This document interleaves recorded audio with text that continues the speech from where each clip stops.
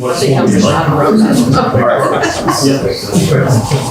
ladies and gentlemen, thank you for joining us for an evening as big as Texas. I introduce you, Stephen Harrigan and Joe Holley. Come on in, Joe.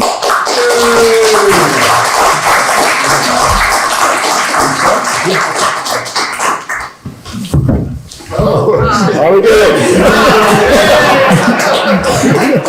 Steve told me he leaped up here the last time we were here. That was pretty good, Steve. I might fall asleep in this chair. So. Yeah. Hey, thank you all for coming.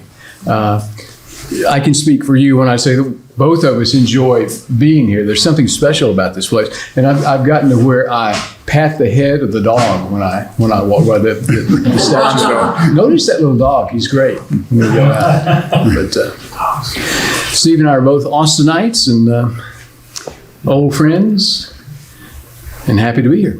That's right, and we're supposed to talk about stuff. That's right. Can everybody hear? Yeah. Good. Yeah, everybody can. Yeah. So Steve, I was thinking, when I was at the Washington Post, I had an unofficial beat. Whenever an eccentric Texan was in the news, I was the one who got the assignment. And I also taught a class at George Washington University, and I mentioned that to one of my students, and she said, "Mr. Holley, you sure must have been busy." And I guess my other assignment was whenever a Texas town was in the news, it would be, "Hey Joe, how do you pronounce? Is it Mexia or Friedeck?" So my question for you, as someone who writes about Texas the way you have your whole career, is could you and I do the same thing we do in Rhode Island? Could I be the Providence, Rhode Island, whatever, native Rhode Islander? That is a really interesting question. I'd like to hear your answer to it. but I'll since you threw out the first pitch, right? I wrote this big book, of Texas history. And can I tell them a story real quick before you say it? When he was here the last time, I asked him about Sue Ellen, his wife, because I think she gives you advice and things like that. And I said, "What did she tell you about your big doorstop of a book?" And she said, "Finish the damn thing." That was definitely her advice. Right. Anyway, I'm sorry. Go ahead. No, but that book is, the size of the book is commensurate with the size of Texas. Right. And the size of Texas has the myth of Texas, the grandeur of Texas, the pomposity of Texas. It all arises, I think, from the size of Texas. Because we're almost 270,000 square miles. Right. And we used to be a lot bigger. Yeah, exactly. And so the answer, the flip answer is no. No, you couldn't write. Right. That Texas is really special and is really different. Right. Because and partly because of its history, where we were an independent nation for almost 10 years. I think that may be major. That's major, I think. But getting back to I think on a more less grandiose level in terms of Texas.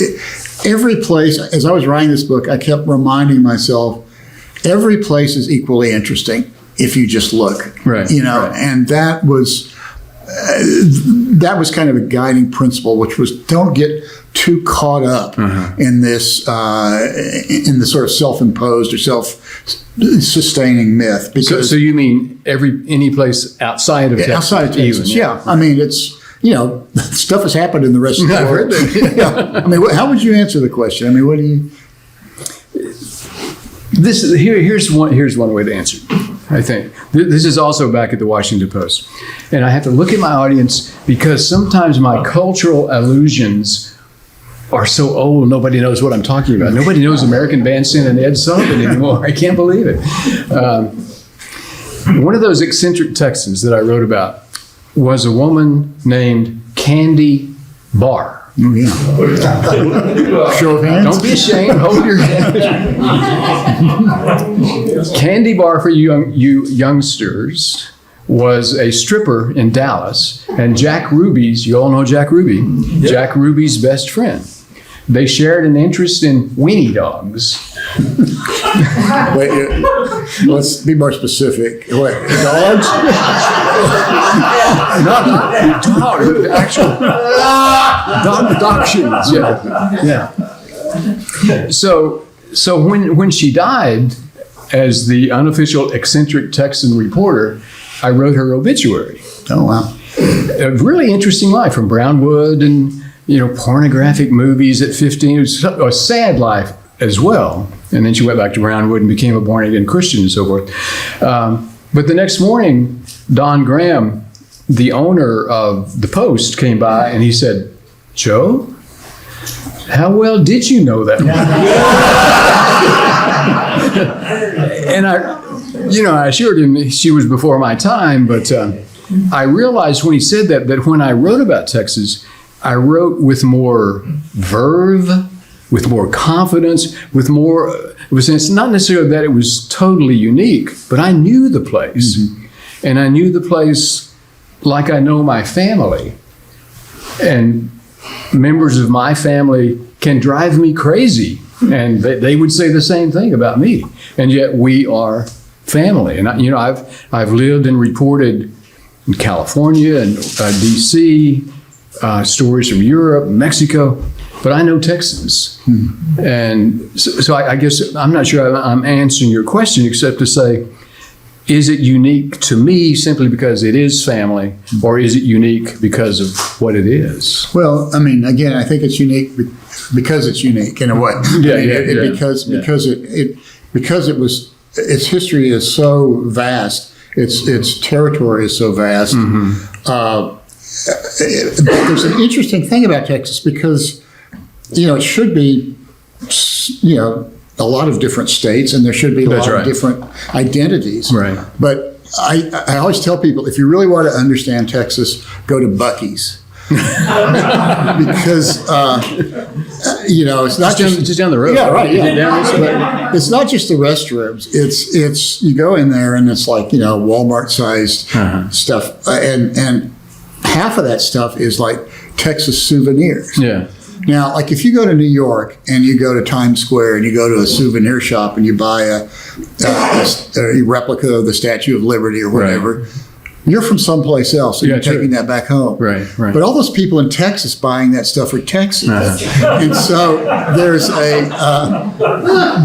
this need to identify with this sense of place and this powerful myth of, whatever you want to call it, self-reliance or independence or whatever. And it's people who come here, people are moving here, as we know, in droves, and they're claiming space here, like psychic space. They want to be Texans. Right. They want to be part of this history that is so, turbulent and so vast, I think.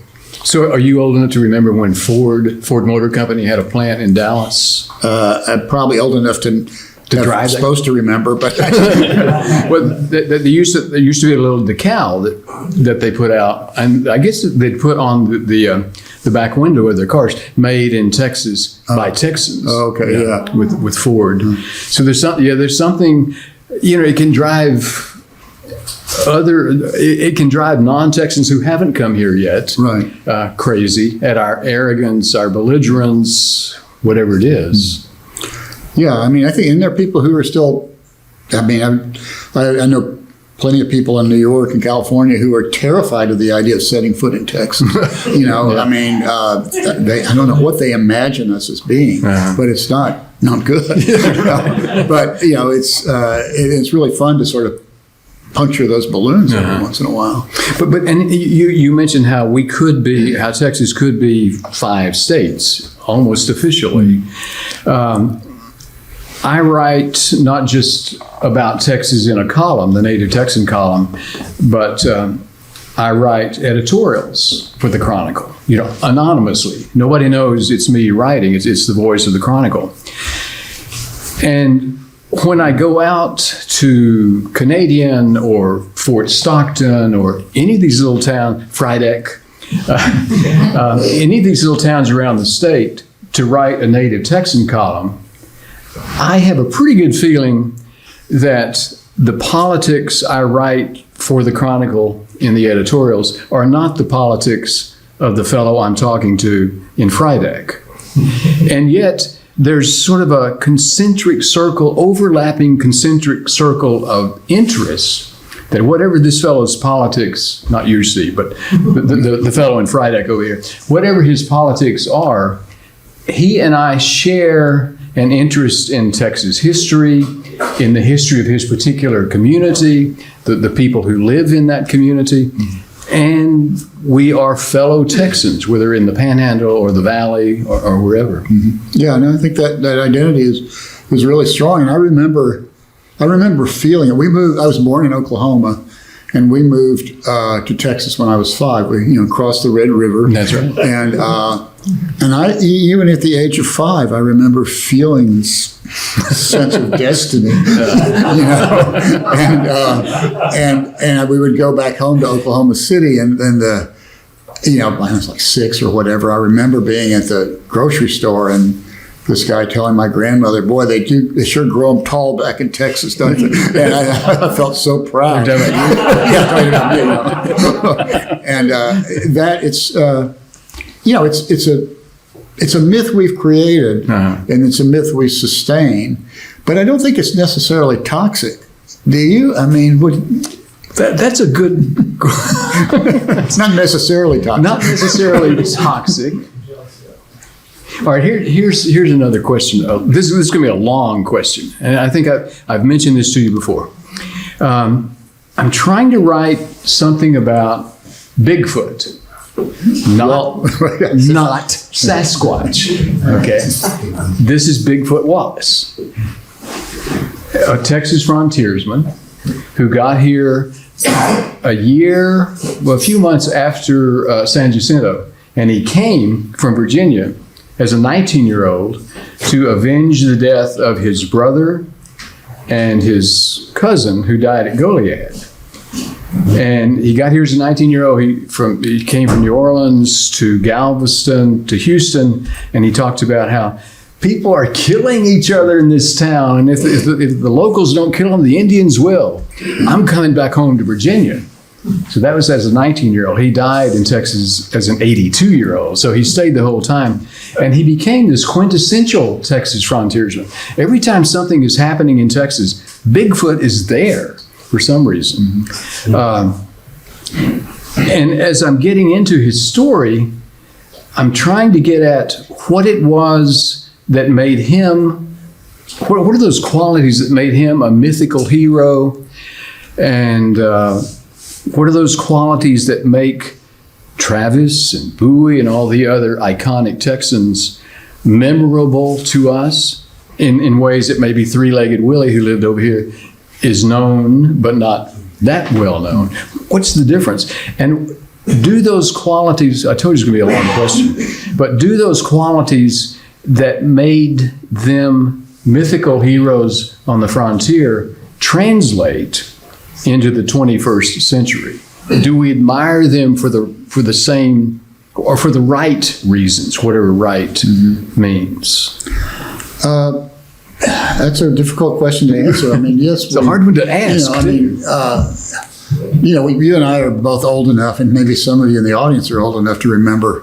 When we were in 7th grade learning Texas history, we were our textbook was this thing called Texas History Movies. Does anybody remember that? It was a comic book. They'd be called sort of graphic novel. Yeah, right, yeah. And it was published by the Mobil Oil Company, and it was so racist. It was kind of breathtaking. Of course, we didn't even notice it at the time. Right. But, and so you got a blinkered sense of history, to say the least, from that.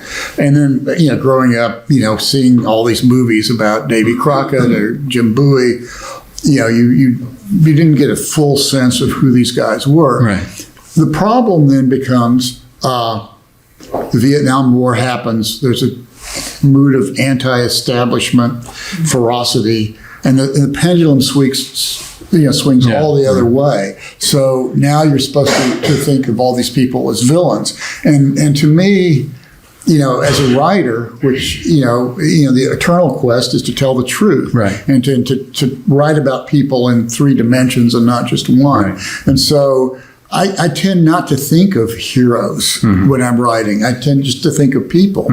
And, choose who you want. Davy Crockett was a guy who was, trying to reestablish himself. Yeah. He didn't come here to die. He didn't come here to die. He came here to get some land. Maybe if Texas became an independent republic, or if it became a significant enough part of Mexico, he could be a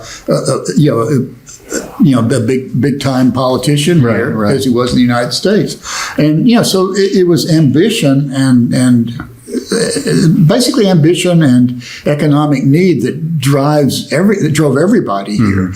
From Davy Crockett to George H.W. Bush and on. And when he came to Midland from Connecticut. Right. And so and because these people became famous and because they became mythic, does not give us permission to think of them that way. I think we have to really look under the hood and take them into account without judging them, by our standards. And I think as a writer, you have to do that. But say you're a little kid, that tall little boy from Oklahoma, looking up at a statue of Travis or Bowie or whoever, it's hard to think of them as a little kid as anything but this icon. You wouldn't, as an Okie, a 6-year-old Okie, you wouldn't know that word, but but still, you know what I mean. And yet, you as a writer have to delve into who they were as 3-dimensional human beings, and I think we as citizens have to delve into who they were, because it's a reminder that in many ways ordinary people built this state, this nation, not statues, icons who had no faults. Exactly, yeah. And I think, when you say that's a responsibility of citizenship, I think it's a really important thing to think about. You're a journalist. We're both journalists, but you're like a real journalist. And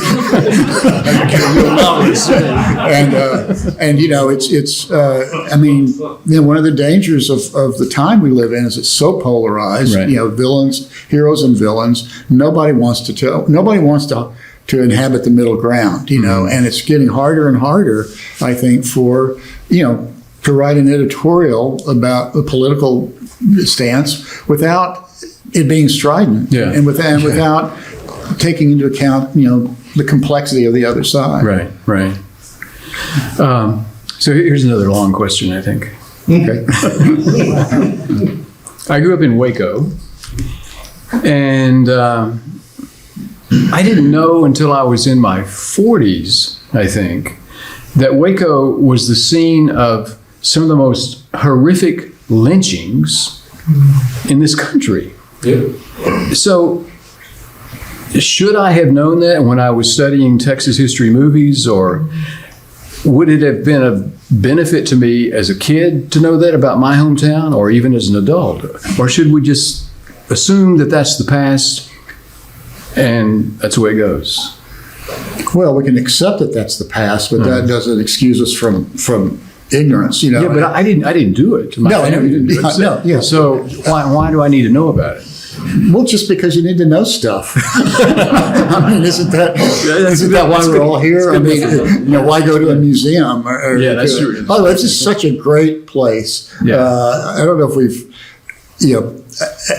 talked so much about San Felipe, but boy, the visitor center is so wonderful, and exactly. And you think about the history here is just so magnificent, and so it's so vanished, you don't even.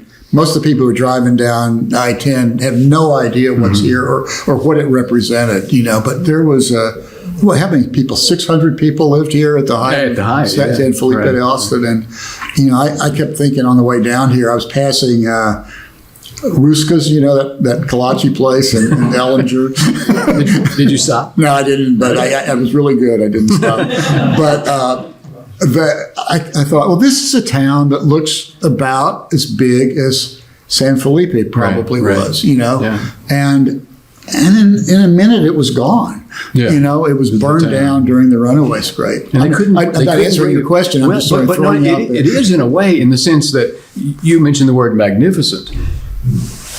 The memory of the place and this place is magnificent, but that town was just normal. Those were normal people who got here trying to make something of their lives. Right. The same way that we are, that we have done, that we want for our kids. Mm-hmm. Yeah, I mean, it was to think of these people, it's really interesting. These people are coming to a literally foreign land, trusting this guy, Stephen F. Austin, to create a world for them where they could thrive. And there was a dark side of that, of course, because of slavery. I mean, that was very much one of the reasons it was here. Right. But just to try to put yourself in the minds of those people who lived here and going about their business day by day till one day the Alamo falls and their town gets burned and they're off to. Can you imagine that? Watching what you have built. Right, yeah. Destroyed. I mean, there's so much drama. We're sitting here so calmly, and I feel like it's, one of the things about dabbling in history, as we both do, is that you realize everywhere you are, there's just this undercurrent of drama and excitement and stories that nobody ever tells necessarily, but that are, if you look, scratch the surface a little. We were talking earlier with Sarah, the archaeologist here, about drip lines, which are in a building when rain falls off the eaves of the building, it'll leave a little sort of trench. And often that's all that's left of something.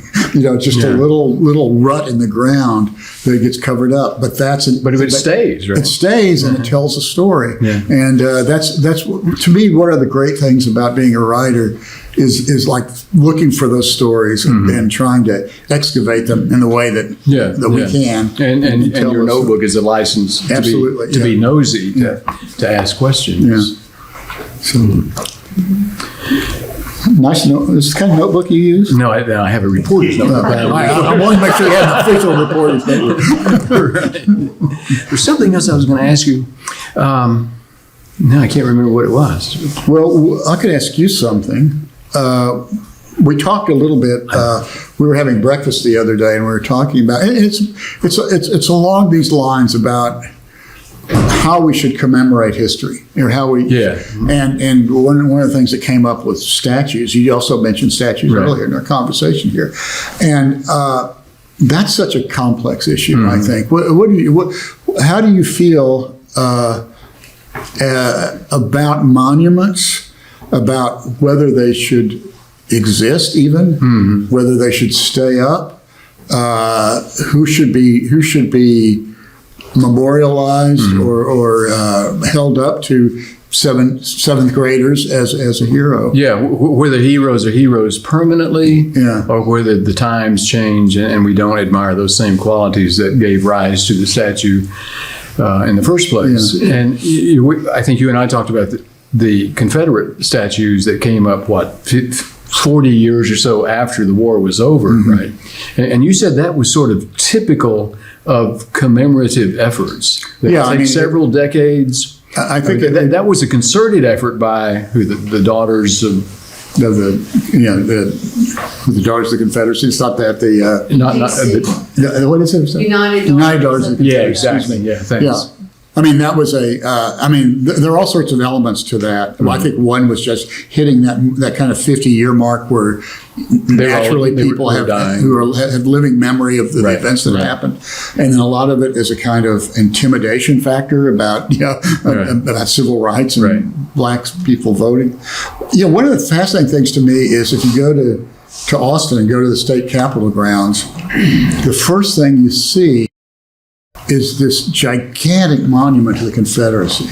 And you think, how in this day and age is that still standing? And then you look at it and you look to the left and then there's African American monument, and Which is impressive. In very impressive. It's by Dwight. I can't remember his last name. Who did it? He's a very good sculptor. But it tells the story of African Americans from Esteban, who was with the Cabeza de Vaca expedition, and probably was the reason those 4 guys actually survived. Yeah. And then all the way to astronauts and people like that. But what's so interesting, is that there are these 2 diametrically opposed monuments. One about suppression and also about heroism and stuff, and then one about endurance and triumph over that suppression. And the African American monument seems to me to be saying something about history by being next to this Confederate monument. So I can't remember whether there was a movement to eliminate the Confederate. I think for some reason, I don't know why exactly, the state capitol. I mean, I think probably I can guess what because of who the politicians are in the state. But I mean, I think it sort of escaped that sort of post George Floyd moment where everything was being torn down. Right. I like the idea. I think, but I mean, I'm not a black person who has to walk past those monuments. That's true, right. So I don't know. I'm a white guy who doesn't really feel like I have the right to speak about this. But as a white guy looking at these 2 monuments, thinking this is illustrative of our total history. Yeah, that's sort of instructional. That you would say, right? And that was the sort of the idea about moving the Confederate statues, but not destroying them, moving them somewhere where you could learn a lesson in a museum, for example. Yeah, I mean, and the other thing, I spent a lot of time writing about statues in my career, which is a strange thing. But I at least they don't talk back. Right? Yeah, right. But there's some wonderful statues in Texas, and there are some wonderful problematical statues, and you have to judge them both as examples of the thinking of a certain component of demographic of people at the time, but also as works of art. Right. And I think it's interesting to think about I think if a statue should come down, I think there should be a public deveiling of it. How would that work? I don't know exactly, but I think the idea that I think it would be just like when there's an unveiling of a statue. I think there should be a kind of commemorative moment that this thing's day has passed, and we moved beyond that. We're different kinds of people, and we're going to celebrate who we are now as we at least commemorate who we were then. And you see that in other countries when the regimes change. Stalin's head gets bashed in. Saddam Hussein coming down. Yeah. Right. I just realized though, I am sitting next to a fellow who has commissioned 4 statues in Austin? Three statues. So you want to tell about who they are and why you picked those? Well, it wasn't just me. There's a group in Austin called Capital Area Statues. Right. It was, Larry Wright, who's a friend of ours, came to me one day and said, there are not enough statues in Austin. Let's make some. And he had this idea that at Barton Springs in Austin, I imagine most of you know, this spring-fed swimming pool in the heart of town that J. Frank Dobie and Walter Prescott Webb and Roy Bedichek used to sit there in their bathing suits and they call this place called Philosopher's Rock in the water. And so Larry had the idea of creating a statue of these 3 old fat guys in their bathing suits. So we put that up in 1994, and our grandchildren visit this thing. And it's a really great statue by Glenna Goodacre. And there's no move to knock it down, right? No, not yet. I mean, and then we did a statue of Angelina Eberly, who was the woman who in 1838, saved Austin as the capital of Texas by firing off a town cannon to alert the populace that Sam Houston was trying to steal the archives and to bring it back down this way, his favorite city, Houston. Yeah. And that's on Congress Avenue. And then we did a Willie Nelson statue on 2nd Street. And so I think a lot about statues, more than most people should, but there's something about the illusion of permanence, I think, that really. But how did you decide which one is going to, or who is going to be commemorated for? And this is Austin. This is for Austin, right? Yeah. Okay. We just kind of talked and tried to figure it out, and tried to figure out who would not be offensive. And you couldn't do Austin today. He was the guy who brought slavery to Texas. Right. There are other people, plenty of people you couldn't do, and shouldn't do probably. Right. But it's a really interesting thought exercise to think who will transcend the next 20, 50, 100 years. Yeah. Who will still be viable and palatable as our tastes and our historical tastes and our historical understanding changes.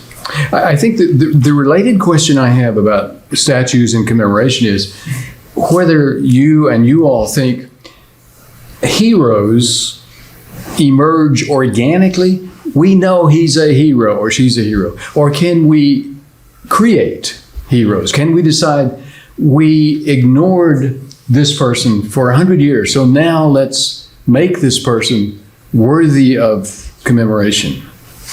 Yeah, and there's a danger in that too, because we're just creating myths again rather than necessarily realities. But it's also important to look at people like, say, Felix Longoria, who was killed in World War II, and he wasn't allowed to be buried in his town of Three Rivers because he was Hispanic. Right. And they were in the family or in the civic cemetery, and maybe it's too much to elevate him to like giant hero status, or somebody like Heman Sweat, who almost single-handedly integrated the law school at the University of Texas.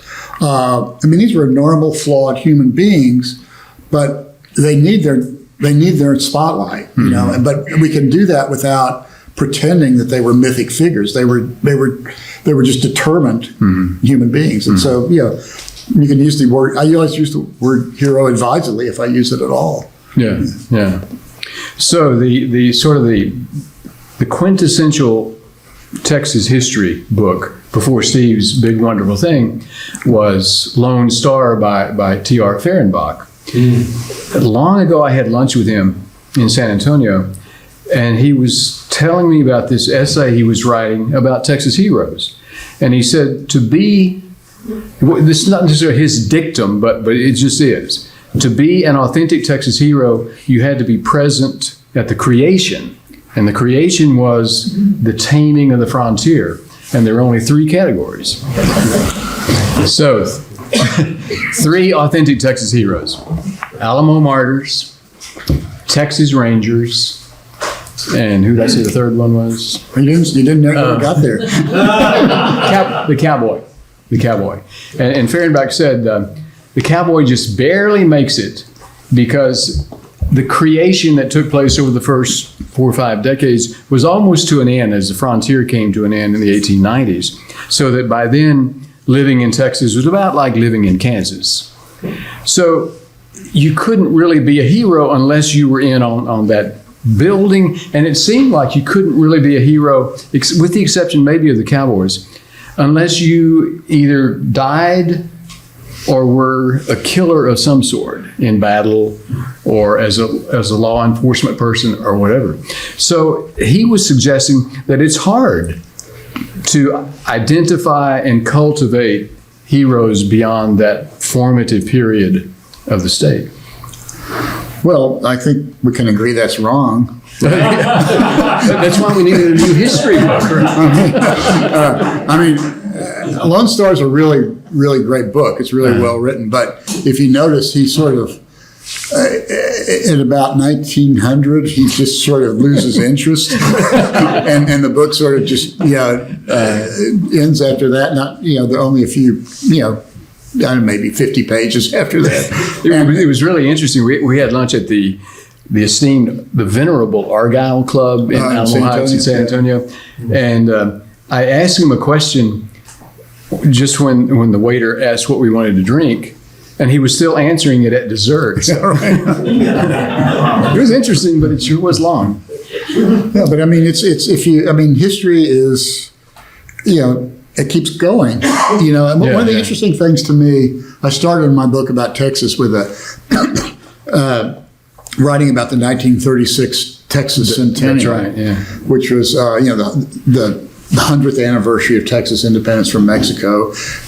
Texas threw this gigantic birthday party for itself, and it was a World's Fair basically. Right. And I don't know how many people have been to people here have been to Fair Park in Dallas, but those buildings are still there, right? Including the Hall of State.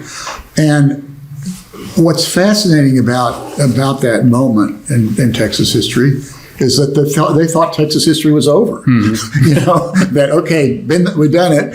We're going to have this big celebration of who we are, and we're a bunch of white Anglo people who beat back the Indians, who beat back the Spanish, and the Mexicans, and it's just not true. I mean, no fault of theirs really, because we're all stuck in our own moment of time. Yeah. But when you think about how clearly they thought of this as a dividing line between history and what comes next, when in fact history is just this continuum. And it's really interesting to walk through that kind of those ghostly buildings of in Fair Park. Yeah, they haven't figured out what to do with them since 1930s. Same with the Astrodome. All these great. How many editorials have I written about that? But it's I think that you have to be humble when you're writing history, because I don't have any pronouncements to make about it. It's and just, you know what we talked about over Migas the other morning. Over Migas. Pretty good. Monty's is good. But how do you know that the history you're telling, or that I'm writing, I'm writing like instant history a lot of times as a journalist. How do we know we're right? My wife and I have a little house in Marathon, close to, it calls itself Gateway to the Big Bend, so it's way out there. And there's a little kerfuffle, is that the word? A little feud going on in Marathon these days. And a certain Texas magazine sent a reporter out there. And she spent a few days talking to people and came back and wrote the story. And she got the facts right, but she got the story wrong, in my opinion, as someone who lives out there part-time. So here you and I are presuming to write about something that happened 150 years ago. How do we know we got it right? No, well, we never do, and I think that's part of the humility you need to approach both as a reporter and as a historian. I mean, you can't know the past. You can only you can get as close as you can through primary documents and primary places like this. I mean, you go down, stand on the edge of the, right on the bluff of the Brazos, and you feel something that you would never feel or understand if you never went there. And that to me is, task number one is go there, talk to the people who know it, talk to the people who can kind of help you wade through the information that may or may not be accurate about a certain event. Going there, see, reminds me of going to Shiner. Have y'all been to Shiner lately? To write a column about Shiner. Cleanest little town in Texas. That's the motto. And it is. It seems to be, anyway. And I ran into this woman who ran, it's a really crowded gift shop and craft beer sort of purveyor. Neat little place. She's from somewhere else, maybe even out of Texas.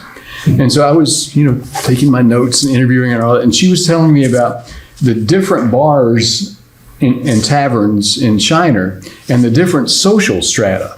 College kids go to that one. Old timers like us go to that one. Just sort of family people go to that one. So I was writing all that down. I wrote my column. And 2 or 3 days later, I started getting these calls and emails. You defamed our fair city. You made us sound like a bunch of drunks. So I can't go to Shiner. But, did I get it right? Did I get it wrong? I don't know. I mean, I bet depends on who's reading it. I right? probably had the facts right. Yeah. I mean, it just depends on, the facts are critical, and then Right. the perspective is critical, Right. and then the point of view of whoever's reading it is critical. So Yeah, you exactly. can't know. Right. Brian, how are we doing on time? You got about 15 minutes. Do we want to delve into this hat? Have at it. So yeah, some people wrote questions here. Okay, Joe. Who should Texans be more aware of historically, and why aren't we? Bigfoot Wallace. Here's one. I'm not sure we should be aware of it, except this is an amazing story. After San Jacinto, Mexico kept messing with Texas, right? Well, what it thought was Mexico, what it believed That's was right. Mexico. That's exactly It wasn't messing in their mind. right. It was- No, they were trying to reclaim yeah. what Santa Anna had given away Right, at San Jacinto. So they're up here invading San Antonio and trying to get it back. And Sam Houston had no money, had no people, had no men to do anything about it. Right. And so there were volunteers who decided we will run them out of Texas across the Nueces or the Rio Grande or wherever. Mm-hmm. And maybe we'll even invade Mexico just to make sure this doesn't happen again. So they head on down toward the Rio Grande, and it's late fall into winter. It's getting cold, and a lot of the volunteers decide maybe I've got something to do over in Friedeck. I'm gonna go on home. So there's still a hardcore who get to Laredo, and then they meet the Mexican army. They get to Mir, and there's this out and out battle. It's tough, and the Texans surrender, even though they probably were winning the battle. They ran out of ammunition. Yeah, they ran out of ammunition, and they heard that Mexican reinforcements were coming. So that there was a soldier, and they surrender. They get locked into some kind of building or someplace. But there's this soldier that the Mexican general Ampudia wanted to talk to, a Texas soldier, because this soldier had gotten on top of a flat roof, and he was able to shoot at the cannon crew, and he killed a dozen or so.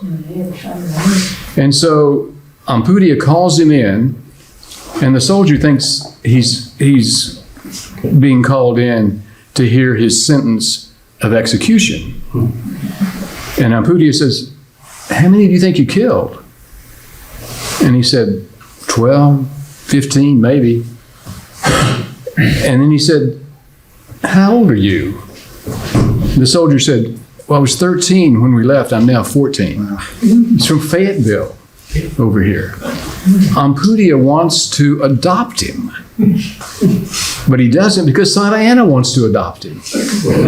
And so while Bigfoot Wallace and these soldiers are marched in manacles all the way to Mexico City and then to Prison Perote, this kid, John Christopher Columbus Hill, is taken to Mexico City in a carriage. He's wearing, he's had a bath, clean clothes.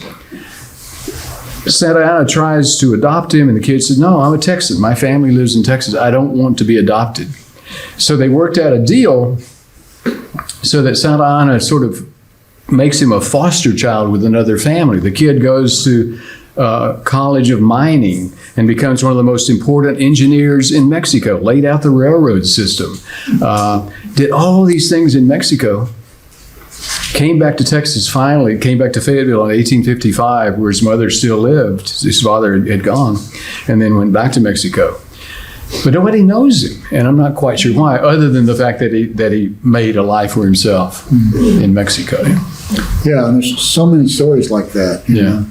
I mean, my favorite Texan that nobody knows about is a horny toad named Old Rip, who in 1896, the Eastland County Courthouse was being torn down. It was torn down, and they were building a new one. And the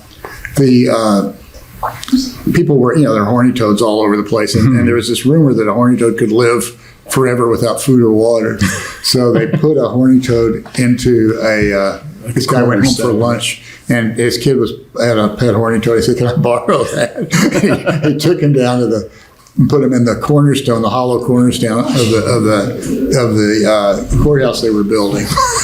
And 26 years later, they had to tear down that courthouse because they needed more room. And this big crowd gathered and to see what happened. And this guy picked this thing up that looked like a dead leaf, but it's supposedly started to twitch, and it was alive. And so this horny toad went to meet Calvin Coolidge in Washington, D.C. There was a giant custody battle about him. They called him Old Rip. Right. And, during the pandemic, people would, everybody was going crazy, getting stir crazy. I just can't stand being here anymore. I said, well, get in your car, drive to Eastland, Texas. Nice little town. Nice little town. Go to the county courthouse. There's a little viewing window where you can see Old Rip lying in his custom-made coffin. It's on a purple velvet little blanket. Made by a casket company in Abilene. Yeah, exactly. And, he's a remarkable Texan, See, I think he was a bait and twitch. Yeah, right. I think Steve believes it really happened. There was a guy there who said, "Nothing is impossible with God." Okay, so what else we got? Who was your favorite Texas Revolution character that no one has heard of? I haven't heard of him, I guess. I don't know.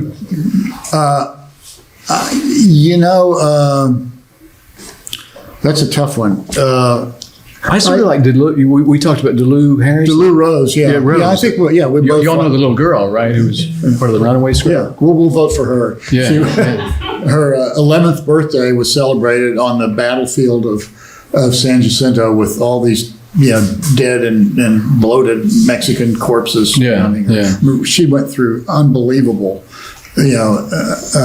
travails on the runaway scrape. Yeah. And then afterward, probably, I think it was the year anniversary of San Jacinto, there was a big ball in Houston, and Sam Houston was there, and all these women were lining up to dance with him. And she would be, 12 at that point or something like that. So she gets in line, and she's almost there, and some older than 12, steps in front of her and steps into Sam Houston's arms, and she never got to dance with the hero. Another one might be Pamela Mann, who had a very cozy relationship with Houston himself, and but he tried to commandeer her ox cart, I think, during the runaway scrape, and she basically, I think she got an axe and started, cutting the ropes that they were hauling it away with. She needed it to survive.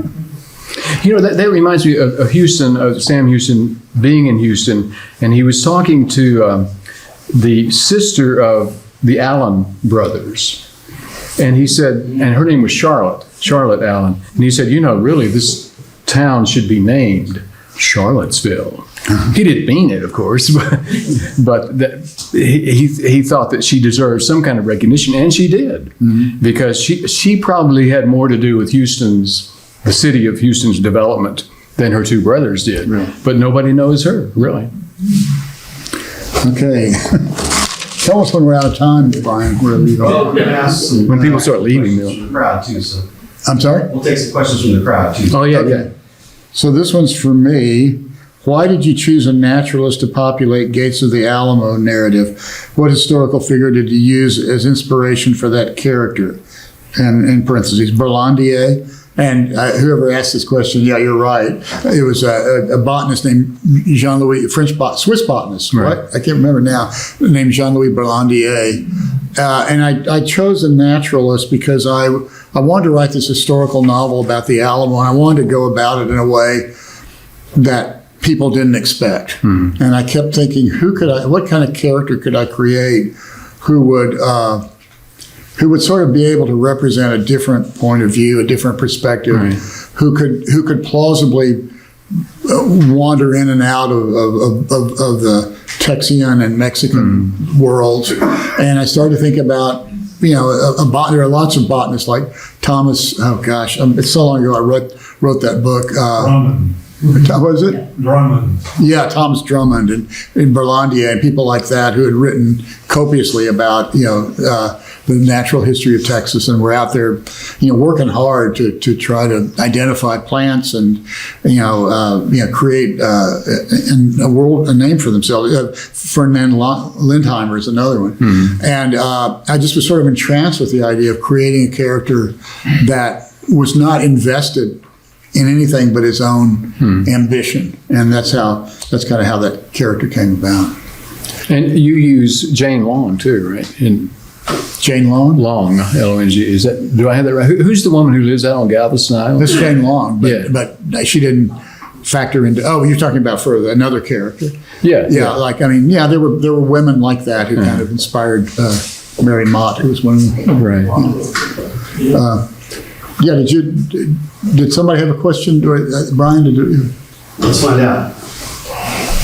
Thank you both for your time. We'll give you a chance to say any last words. Do you have any questions they want to ask of Stephen or Joe tonight? Mark? I'd like to know, y'all are both very historical people, right? How do you think AI affects people's perceptions of history today? Boy, great question. And what a worrisome question. That's a big question. I think that the basic answer is we don't know yet. We don't know. We don't know if it's going to put us out of business. It's very, it could be as benign as like a slide rule, making a huge advance in terms of, like a Texas Instruments calculator, being the next leap beyond a slide rule. I know lots of professors now who basically have given up trying to keep AI out of their classrooms, and it's just managing it. I think it has the possibility, it's AI right now is dependent on what's fed into it, Right. and on all the prejudices and biases and along with all the other information. So it's hostage to its own time, just like we are. We're always living in a moment where where there are certain heroes and certain villains, and certain subjects are welcomed and certain are not. And I think that AI is a reflection of us. And the question for me is, I'm really interested to hear what you think. The question for me is, will it overtake us in terms of our creating that sort of first draft of history? Narrative. Or will it just, does it need us, and I found when I've done research, I'm one of the people, I'm a volunteer and a board director, but I run the print shop or work in the print shop. So I've done a lot of research on pioneer printing and stuff. But I found that when I use AI, sometimes the citations are not correct. Sometimes what it says is not factually correct. It's just pulling this stuff out of the air. And like all IT stuff, the information is only good as what you put into it. Right. Can you tell whether it's using your work yet? It'll pull citations depending on which AI firm you use, or for lack of a better word, company that you use. Sometimes cite the citations, but sometimes the citations are even wrong. So But that I'm will, worried that the narrative will get out there and it'll be a wrong narrative about something and people will begin to accept that as fact, yeah. right? So they Right. don't do any real research, they don't read any first source stuff, and then all of a sudden, this is now the fact for the future. I've heard it called high-tech mansplaining. Yeah, right. That's the question. There's somebody. Gentlemen, are we, Unfellowship. this age group, this gathering, are we the last ones to have a shared interest in the Texas history? That's- And if not, why? Yeah, that's really interesting, partly because I'm not sure that the succeeding generations are even reading as much. Maybe there's some consolation in the fact that you might not get interested in history until you've been here a while and begin to get a sense of something that's gone before. It reminds me of, I've mentioned Bigfoot Wallace a couple of times, in part because my mother grew up in the town of Bigfoot, Texas, south of San Antonio. And when I was a kid in the summers down there at my grandmother's grocery store, the only store in town, I would sit on the front porch and listen to these old guys in their 50s probably, just talking to each other, gossiping and all that. And I just sit there and listen. And I realized just the other day that those folks, those old guys sitting on the front porch of my grandmother's store were only 50 years or so, 60 years or so beyond Bigfoot's death. And think about 60 years right now. That was just the other day, it seems like. So maybe it takes that perspective, but I am concerned about it. I have a son who's a reporter for Texas Monthly. And, he's a smart guy who writes really well, but I'm not sure he reads books that much anymore. So I don't know. It's worrisome. But on the other hand, I got interested in history through movies. Through movies? Yeah. Right. And before I could really read or read books. So, I do think there's if it's the right kind of movie, movies are probably over too, but if it's the right kind of streaming series or video game or whatever technology has yet to be invented, if there's something that can grab a person, a kid, with that features something having to do with the past or where that kid grew up, I think there's hope. But I think the information systems are going to just radically change. Yeah, which is fine. Yeah, right. That's what we're here for. If we can stay up with it. Yeah, right. But really interesting question because I don't know. I'm sure lots of kids visit this place, but does it set the hook? You don't know. Yeah. I think we're listening to both of you and what we all do amongst ourselves. We always seem to picture in our minds that we're perpetuating the Texas myth or the Texas idea. But are we doing it any more than, say, the French? Yeah. The French, it's not so much history as it's culture. The French, 100 years from now, will have a French culture. The Americans in the Northeastern United States will have a American Northeastern culture. And we're not so much working to perpetuate it. We're not trying to make it happen. It just is. And this is something that I've been thinking about lately. It's not so much us seeing our history and going, well, I've got to be like our history. It really is our culture. It really is what has produced us. So you're saying you can't really change that? Do the French have a culture? Yes. Do the English have a culture? Right. Yes. Do the Czechoslovakians have a culture? Right. Yes. The Texans have a culture. Okay. And I would say that people will see our culture and either be, like you said, New Yorkers or Californians and be horrified by it and not want to come here, or have the exact opposite feeling and say, I want that culture. Elon Musk has adopted that culture. Absolutely. He left California's culture, came to Texas, And he says, in Texas, I can build rockets that go to Mars. So will he be a Texan despite having the address here? Or?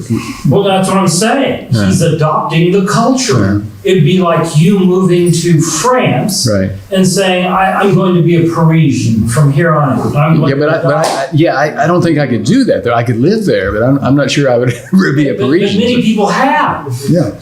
Yeah. Many American writers went there and adopted the French culture after World War I. Right. They intentionally went there and adopted the culture. Yeah. And I think. But that's a good example because they were still Americans in Paris, and then they came back. Fitzgerald and Hemingway and the gang. But they were changed. Yeah, that's true. Right. Well, and Elon Musk has already transformed Texas culture. I mean, he flipped Cameron County to the Republicans. Yeah, that's right. You know, I mean, he. Hallelujah. Okay, we'll talk later. But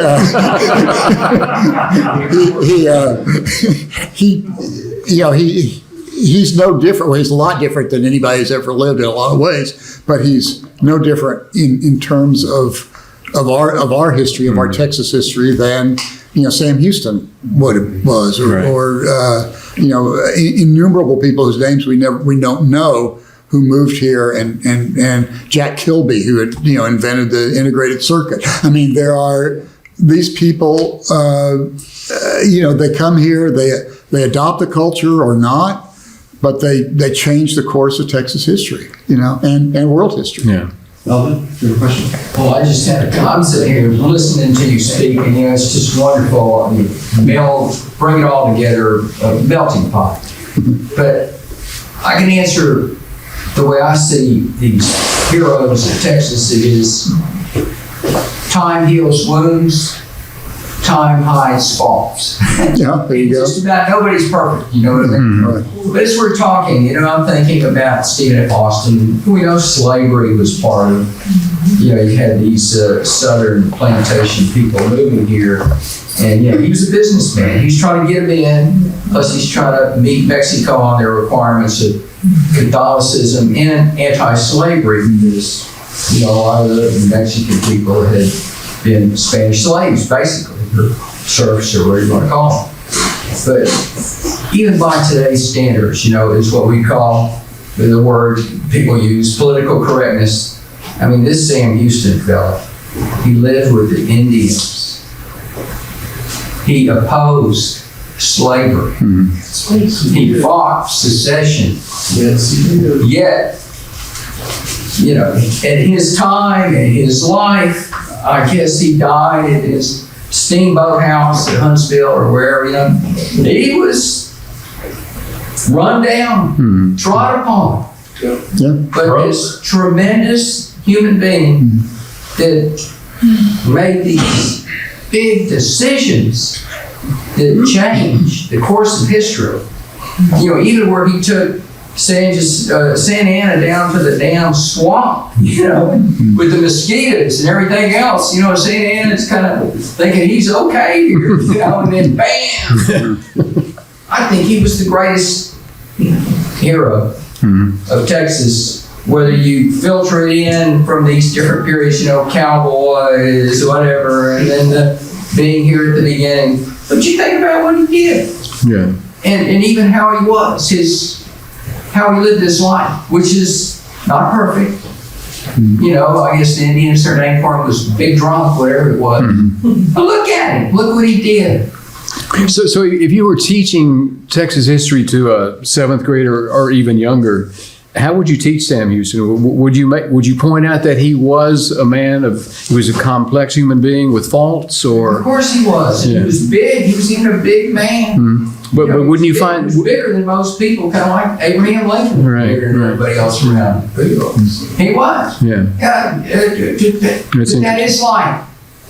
No one is perfect. But there's Sam Houston and Willie Nelson, who transcend politics, That's true. That's very true. and everybody sort of figures that they both get a pass. Who's that? One of the ways that we can evaluate how we consider history is the way we look at undertold stories. The Texas Historic Commission is focused on undertold stories in history.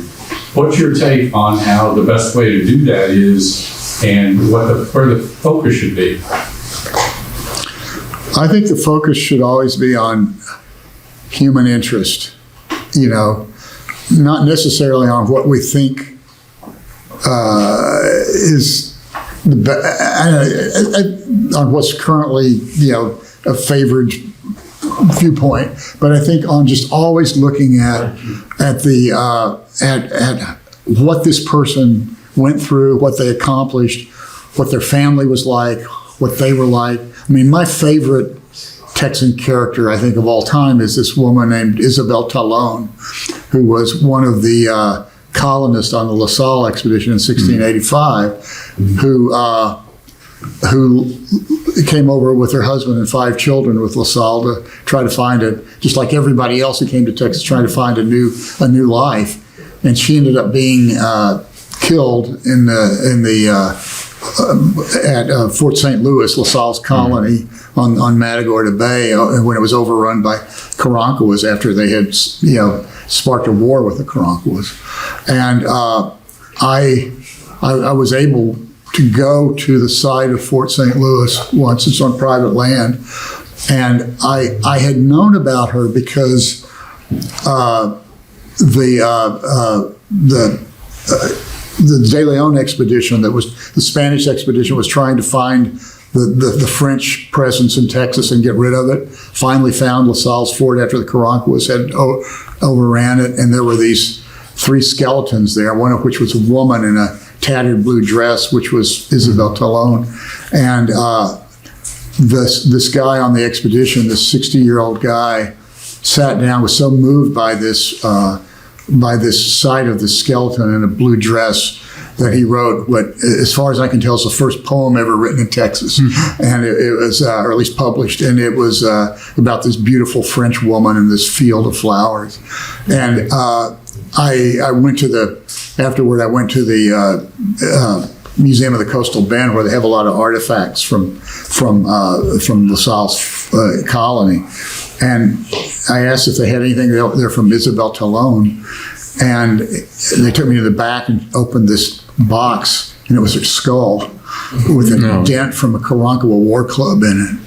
And I was looking down at that and thinking of, here's this woman, the subject of the first poem I knew about ever written in Texas, who had sailed across the ocean, lost her husband, 2 of her children.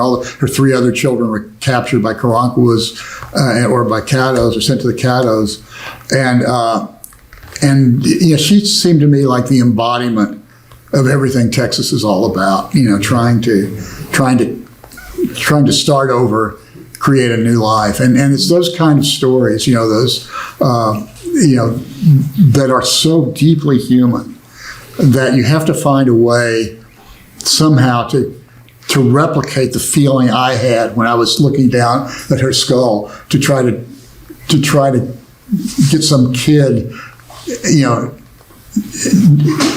have that same feeling, And it's not about politics. It's not about fashions.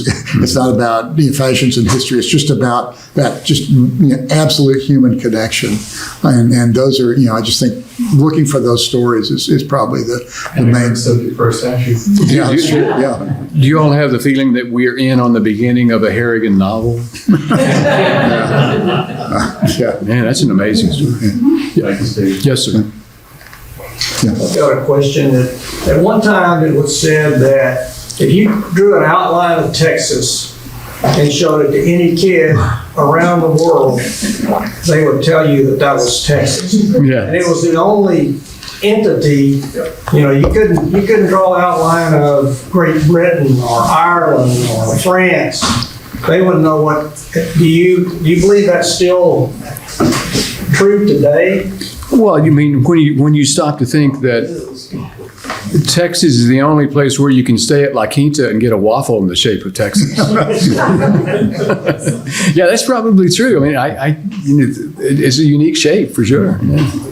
And not only the shape, but the myth of Texas transcends this nation. You know, show him a shape of Iowa. What is he going to say? Yeah. Wyoming. Yeah, right. I was once, many years ago, I was writing an article, and it was in Madagascar, and I was on this little tiny village on the coast, and I was walking by myself at night along this shoreline, and this little Malagasy kid ran up to me, and they speak French there, and I was able to speak enough French to kind of get into this conversation with him, and he asked me where I was from, and I said, Texas, and he said, JR.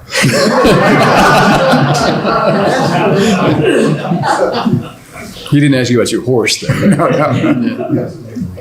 Gentlemen, thanks for a great evening. Thank you, Brian. Thank you, You Brian. decide to sell some more books, I hope. And they'll be happy to sign books for you. Yes, Joe. May I say that this is why we do these things, because anytime I appear before a group, I always come away with ideas to write about, more stories. So thank you all. Yeah, I bet everybody here needs to talk to Joe about it, Colin. Thank you, John. Thank you.